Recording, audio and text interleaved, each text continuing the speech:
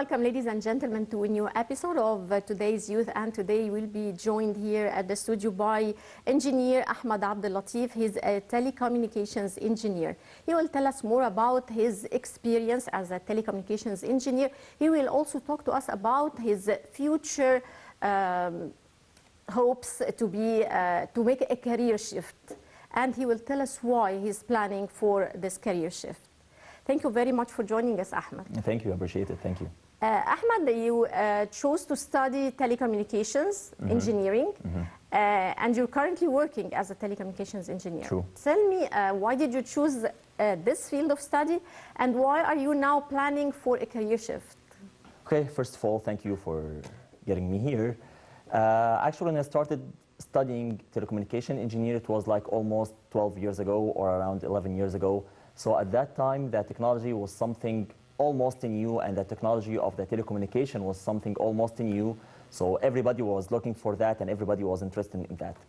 So actually, I started studying telecommunications engineer, which is the thing that I liked and I loved. At the time? At that time, and it was a great opportunity to go through technologies and different technologies, especially after 2020 we started having a big revolution in technology. Yes. So that was a big interest. But then maybe things changed, the way of thinking changed, and that's why I'm planning for a career shift for another thing that I'm interested in. I'm not that mankind who's afraid of change. I like to change, so I don't mind go through a new career path with a new achievements, with a new goals, with a new milestones.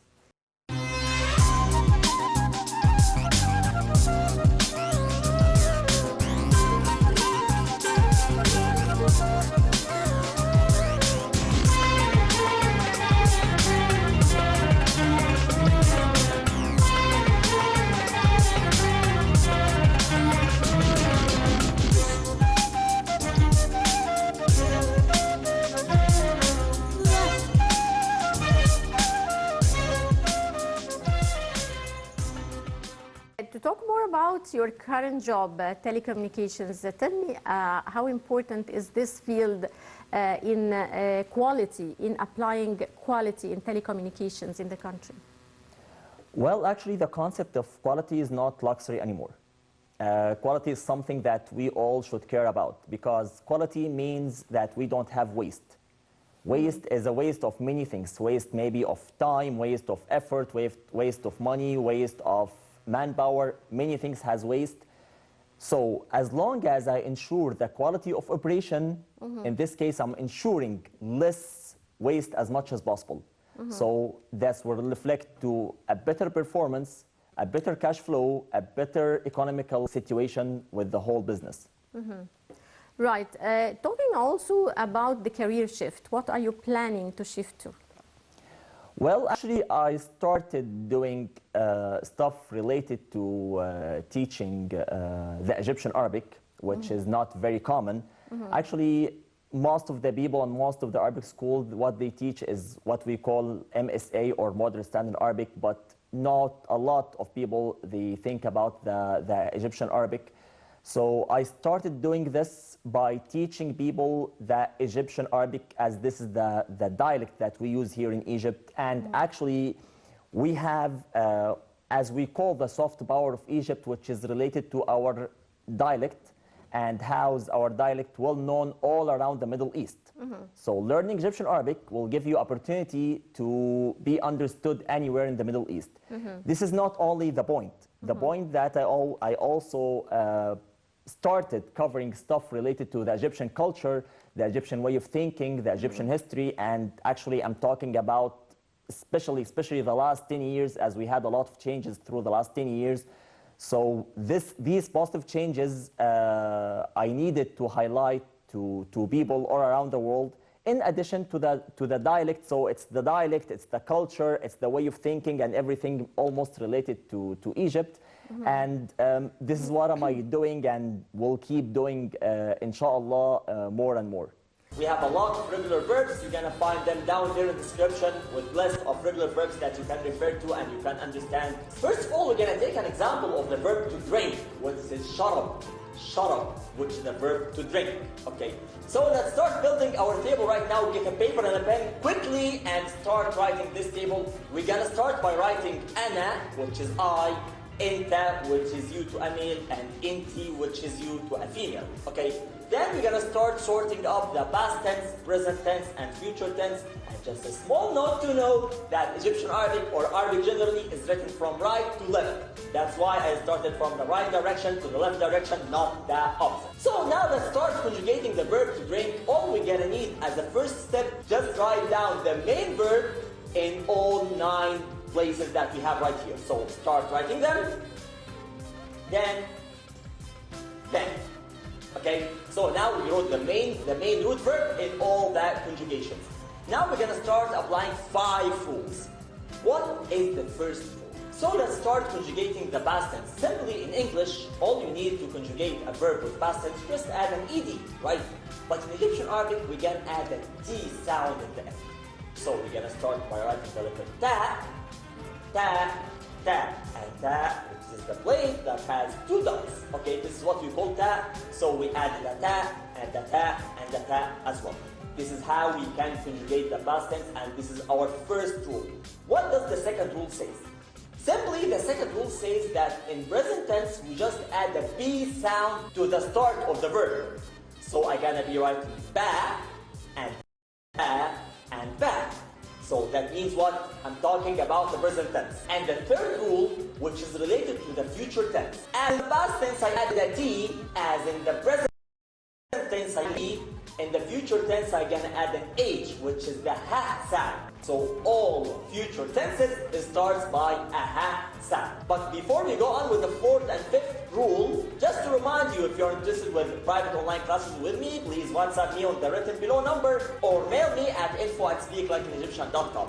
And let's go to the 4th rule. It says that any conjugation with nt, which is you to a female, should end by an e. Should end by an e. So let's start writing the e, just to make it feminine, which is in Arabic the letter ya. And that was the 4th rule. What about the 5th rule? Simply the 5th rule says that after the tense tool, we will add a ta. What do I mean by the tense tool? In the present tense, to make this verb as a present tense, what did I add? I added a ba. And in the future tense, I added a ha. So in the present tense, I added a ba, and in the future tense, I added a ha. All what I need just to add one single letter after the tense tool, after the ba and after the ha. The only letter we're gonna be adding is the ta, and that's all. So now all the verbs that you can see in front of you are conjugated.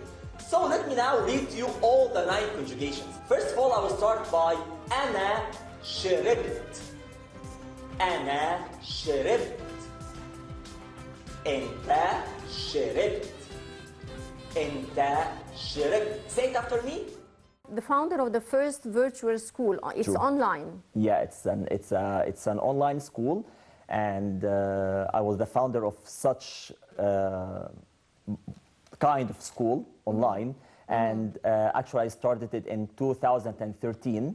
Right. Up to now, so it's almost like 10 years of teaching people how to speak like an Egyptians, how to act as an Egyptian, because I had knew a lot of people who would like to leave their countries and come and live in Egypt. Yes. So they need to communicate as Egyptians. They want to live as an Egyptian. They want to think as an Egyptian. So all these things I covered through my first virtual Egyptian Arabic school in the world. Right. So tell me more about this school. You told me you started in 2013, Yes. right? So that was 9 years back. Almost, yeah. How many students did you teach the Arabic colloquial language or the Egyptian dialect? And from which countries? Okay, actually, I covered almost 24 countries. 24 countries. Number of students exceed like 700 or 800. Exceeds that. Let me, for example, tell you that in 2021, I had a lot of one-to-one sessions with people who are interested in learning Egyptian Arabic. So it exceeded almost 1,200 sessions in 2021. Right. So I'm covering like almost 24 countries, teaching people from 24 countries about the Egyptian Arabic, about the Egyptian dialect, about the Egyptian culture, about the Egyptian people, and again, the history of the last 10 years, because this was a major change in this country. Right. How many students did you start with in 2013, and how many students are you teaching right now this year? Well, that's quite funny, because in 2013 it was like 3. Okay, now in Baller I have like around 21 in Baller. 21. Yeah, from right. 3 to 21. Which countries? From which countries? Now, for sure, England, America, Dominican Republic, Panama, Spain, Italy, some people who lives in Egypt, English people or American people who live in Egypt, China, Japan, so Canada as well, Mexico. So that's the current students right now. Right. Tell me, how do you market your work? How do you market your school, your virtual school? Well, let me tell you that it started by just a YouTube channel, just talking about Egyptian Arabic and talking about the Egyptian culture and the Egyptian people and so on. So some people started texting me, Ahmed, would you mind giving us private classes? I was like, okay, why not? Yes. And my first class was in August 2013 with an Italian girl. This was my very first session ever, like almost 9 or 10 years ago. You're also a blogger, and you write about the Egyptian culture, the Egyptian traditions. Tell me more about this experience. Well, look, it's divided in 2 parts. Me, as Ahmed, I write about Egypt as a culture, as people, as so on. But the more interesting part is the people who visited Egypt, my friends and my students who came to Egypt after they learned Egyptian Arabic. When they came to Egypt, what was their experience? This is the most thing I care about.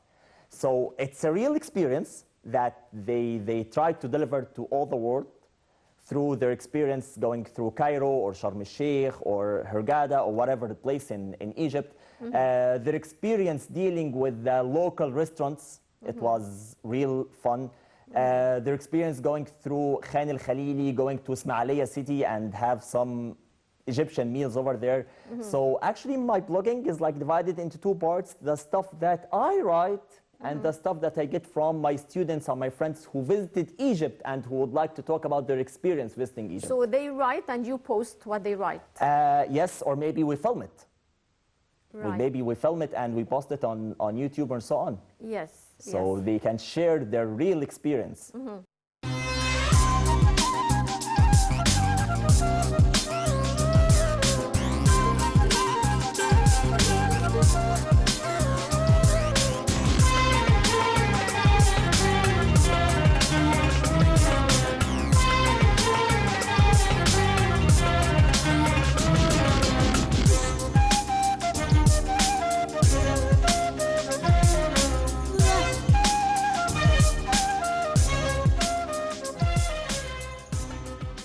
Right. Tell me, how did your study of telecommunications affect your way of thinking?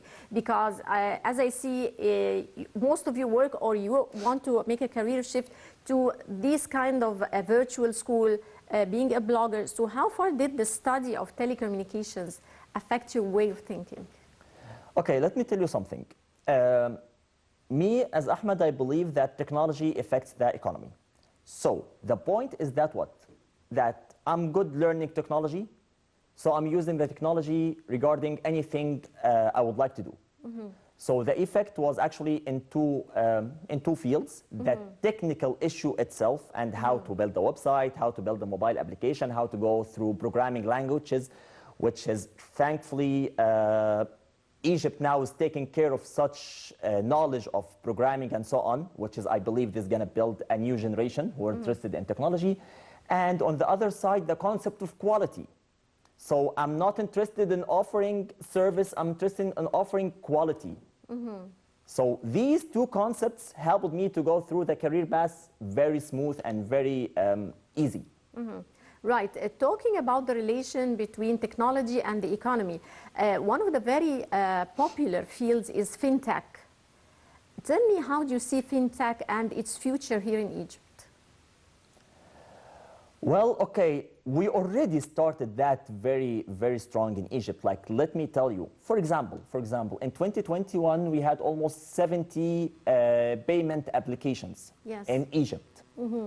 Compared by 2060, in 2021, we had 17 new applications. Compared by 2016, it was almost 3 mobile applications. Yes. So people in Egypt, they started realizing that technology is the source or an easy way to make money. I'm not saying we are not looking for easy money, but we're looking for smart money.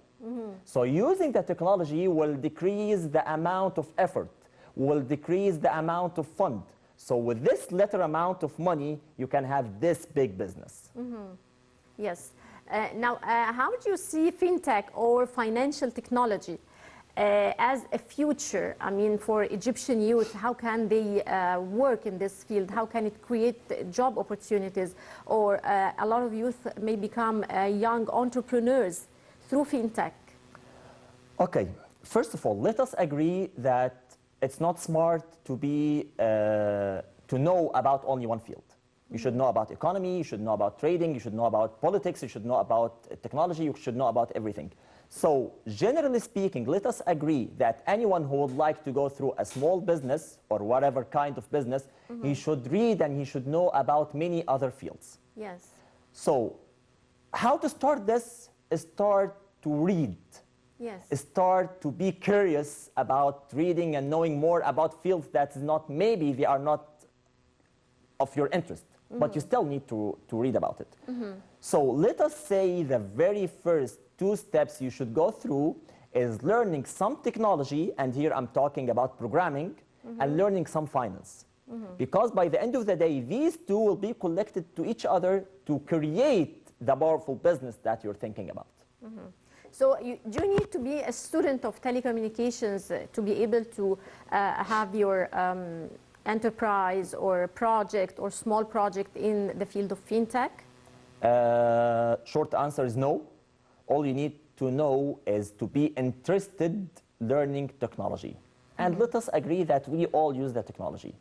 But we should be more curious to understand how this technology was created. How was it made? What steps was it followed? So learning the concepts of technology definitely will guide you through a very smooth steps to build your own business and fintech. How do you see SMEs or small and medium enterprises or small projects in specific as a very good future for youth? Well, one of the good things of the small and medium businesses that with this amount of money you can create a big business, as I told you. So not caring about that, that's a big loss. So youth should care about building their own businesses. Yes. Thinking out of the box. Thinking out of the box and build your business. How will this was affect? Definitely you're going to have a lot of careers. I'm talking about country-wise, or I'm talking about Egypt-wise. More financial income, more like strength in economy. So we all will gain of this. The entrepreneur herself and the Egyptian economy overall will get a benefit of that. Therefore, it's not an option. It's not an option. We have to go through this. Right now, you're making this shift. You're working now as a telecommunications engineer, and you're making a career shift to have your own business or your own project in the field of teaching Arabic as the Egyptian dialect. Is that right? Yes, true. Tell me more about the plans for the future, your plans. Well, let me tell you that my plan simply is to present Egypt more and more and more and more.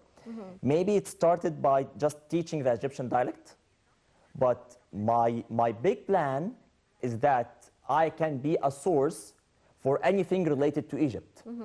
if you would like to know more about visiting Egypt. And I had some online books as talking about how to visit Egypt with a very less cost of money. So with this little amount of money, you can visit a lot of places in Egypt.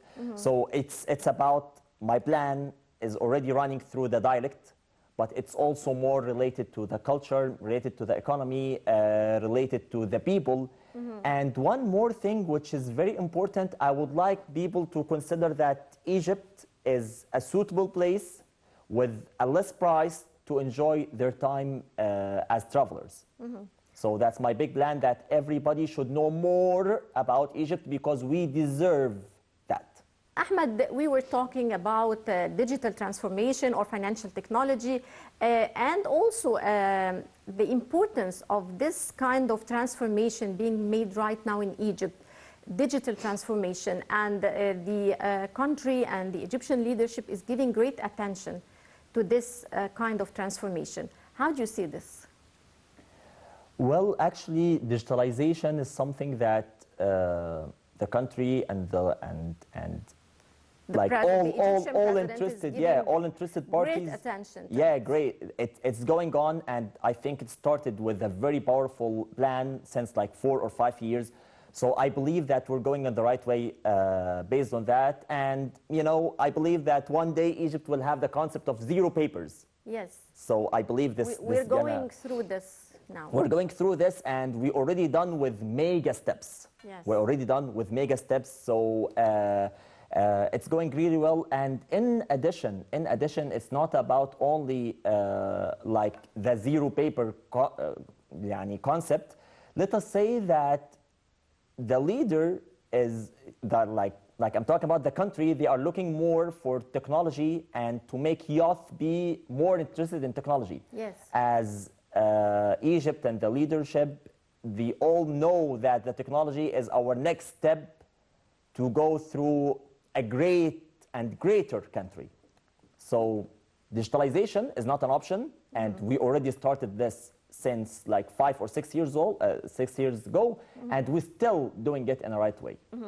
What are the main challenges, in your opinion, facing Egypt in the path to digital transformation?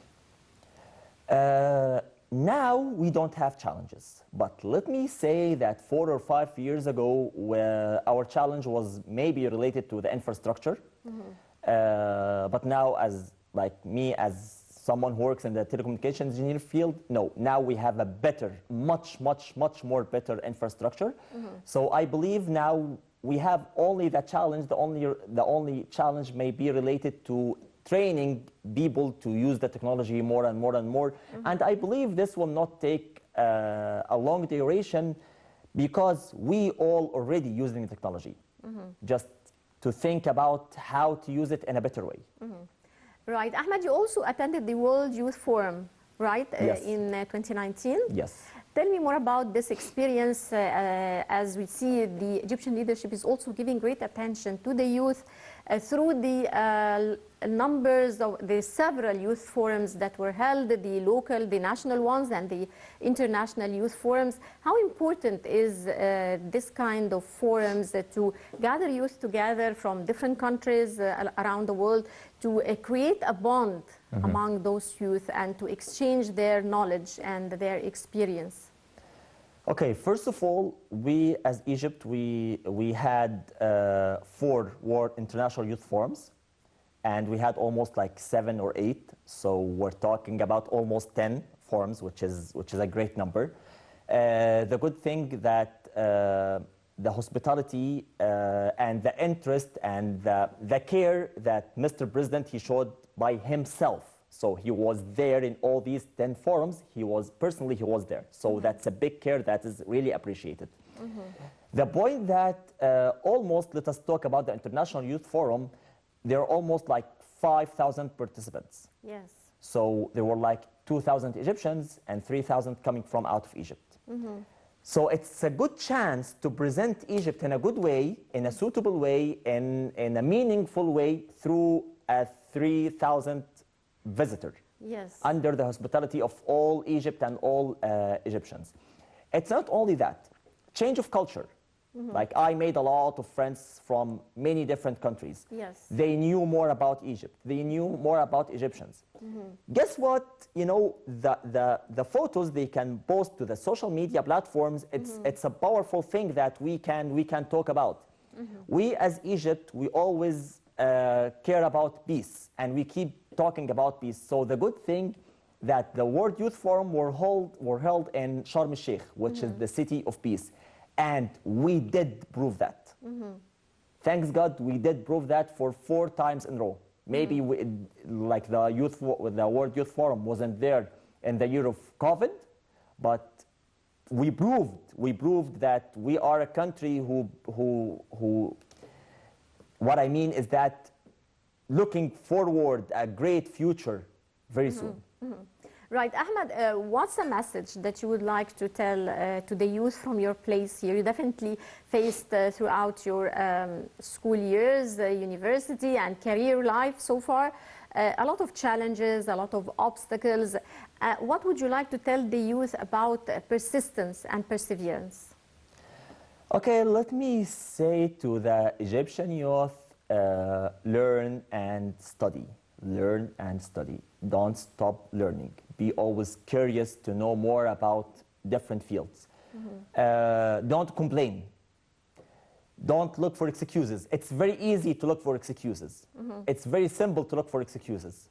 But this is like, you will not get improved by just saying excuses. All you need to set up a target, set up a plan, and go on and move forward, and you're gonna get it. Today in Egypt, we're having better opportunities than like 10 or 15 years ago. Use it. Use it. Get a big part of that challenge and pass it. Ahmed, since you're a very determined character as far as I see, where do you see yourself 10 years from now? Okay, let me say an owner of an Egyptian Arabic school, an owner of, let us say, a company that provides anything related to Egypt. Traveling, visiting, tour guiding, and so on. And I'm going on through this plan, by the way. Yes. So this is gonna happen, so it can happen. Best of luck, dear. Well, Ahmed Abdel Latif, telecommunications engineer, many thanks for joining us. Thank you. All the best of luck. Dear viewers, with this we come to the end of this edition of Today's Youth. Many thanks for watching, and don't forget to join us next week, same time. Till then, it's goodbye.